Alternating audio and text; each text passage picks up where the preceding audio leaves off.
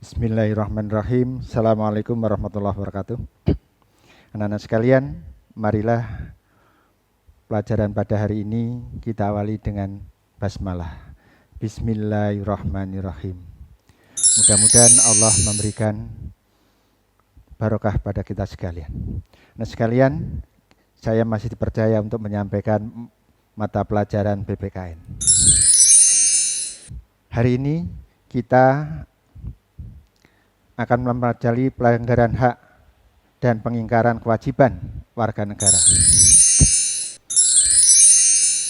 Kita diharapkan bisa memahami, bisa menganalisis, bisa menjelaskan, bisa berpartisipasi dalam penanganan pelanggaran hak dan pengingkaran kewajiban warga negara.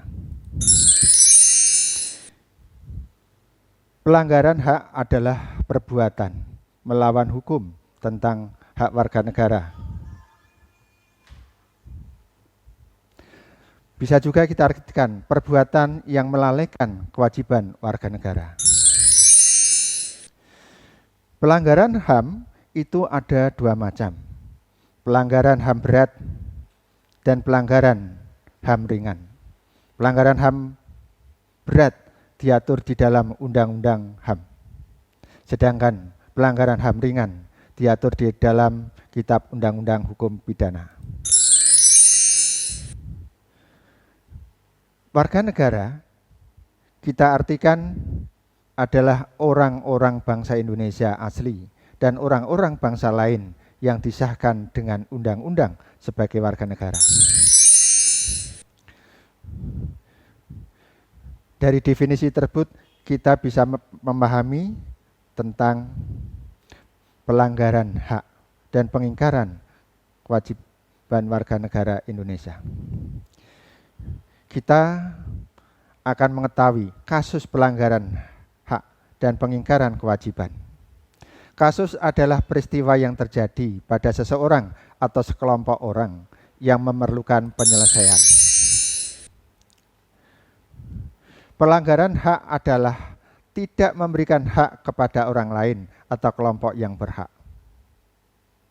Bisa berupa penangkapan, bisa tindak kekerasan, bisa berupa pembatasan pers, bisa terjadinya ketakutan pada masyarakat secara meluas, bisa juga pembatasan hak berserikat dan berkumpul.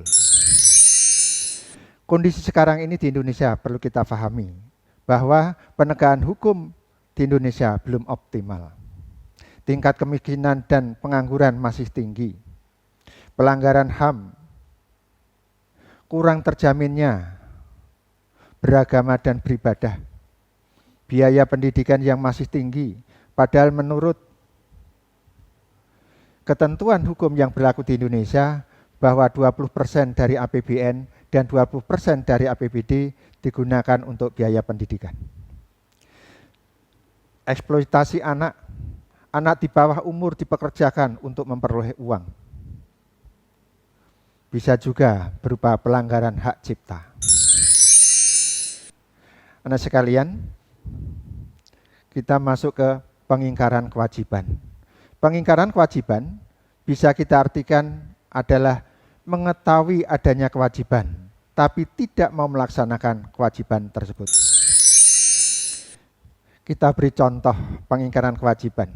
Kita mempunyai kewajiban menjaga keamanan, tapi melakukan tindakan yang bisa mengganggu keamanan. Kita berkewajiban melakukan integrasi, tetapi yang dilakukan adalah separatis. Kita berkewajiban setia kepada dasar negara dan konstitusi.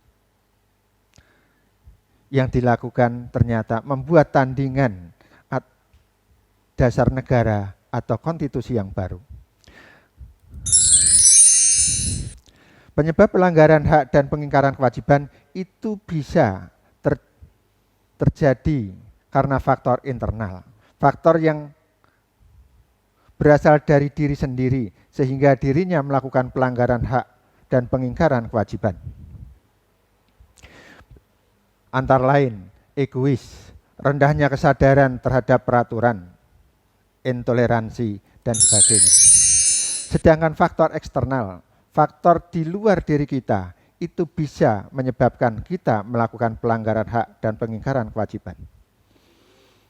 Antara lain, kalau kita mempunyai kekuasaan yang besar, maka bisa menyalahgunakan kekuasaan. Kita menjadi diktator, kita menjadi otoriter, dan lain sebagainya.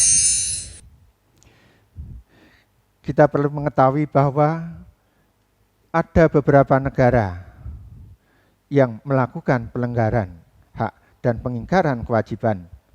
Antara lain pada masa Mussolini di Italia, terjadi pembunuhan terhadap lawan politiknya. Hitler di Jerman melakukan pembasmian terhadap orang-orang Yahudi. Kemudian Presiden F.W. de Klerk di Afrika Selatan melakukan apartheid, bahwa dia membedakan warga negaranya berdasarkan warna kulit. Yang terjadi juga di Bosnia pada saat Presiden Radovan Karadzic, yaitu melakukan pembersihan, menghilangkan etnis Muslim dari Bosnia. Oleh karena itu, marilah kita berupaya untuk melakukan penanganan pelanggaran hak dan pengingkaran kewajiban. Yang pertama, kita melakukan pencegahan, yaitu usaha yang kita lakukan untuk mencegah terjadinya pelanggaran hak dan pengingkaran kewajiban. Antara lain, membuat aturan HAM, membentuk lembaga perlindungan HAM, melakukan pendidikan dan sosialisasi aturan HAM. Sedangkan tindakan represif yang bisa dilakukan adalah melakukan penindakan terhadap siapapun yang melanggar hak dan pengingkaran kewajiban, baik melalui jalur kekeluargaan maupun jalur hukum yang berlaku di negara kita. Maka kita sebagai warga negara bisa berpartisipasi secara aktif. Kita melibatkan diri dalam upaya penanganan pelanggaran hak dan pengingkaran kewajiban, baik dalam tataran policy making, pelaksanaan maupun evaluasi. Bisa juga kita berpartisipasi pasif, yaitu melaksanakan aturan dan policy pemerintah untuk penanganan pelanggaran hak dan pengingkaran kewajiban. Anak-anak sekalian, kita berlatih untuk bisa membuat laporan kalau terjadi pelanggaran hak dan pengingkaran kewajiban.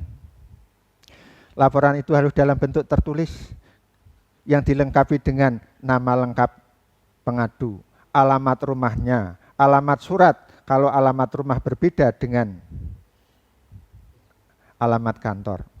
Memberikan nomor telepon tempat kerja atau nomor telepon rumah atau yang sekarang nomor HP kita. Kita berikan nomor faksimil bila kita mempunyainya. Kemudian melakukan rincian atas aduan yang kita sampaikan.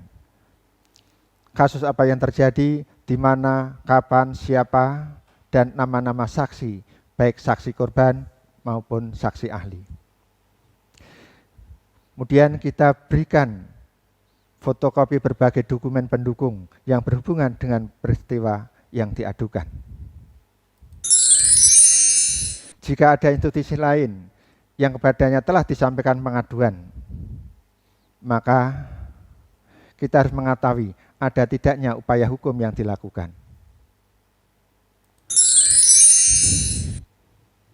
Setelah lengkap semuanya, mestinya kita kirim kepada Komnas HAM. Bisa secara langsung via pos atau bisa juga melalui email pengaduan sebagaimana yang tertulis itu. Pengaduan Komnas HAM go.id. Anak sekalian, itu yang kita pelajari pada hari ini. Mudah-mudahan Allah memberikan kemudahan bagi kita sekalian dan menjaga diri kita sekalian sehingga kita terhindar dari pengingkaran, pelanggaran hak dan pengingkaran kewajiban. Mudah-mudahan kita semuanya tetap menjadi orang-orang yang baik. Assalamualaikum warahmatullahi wabarakatuh.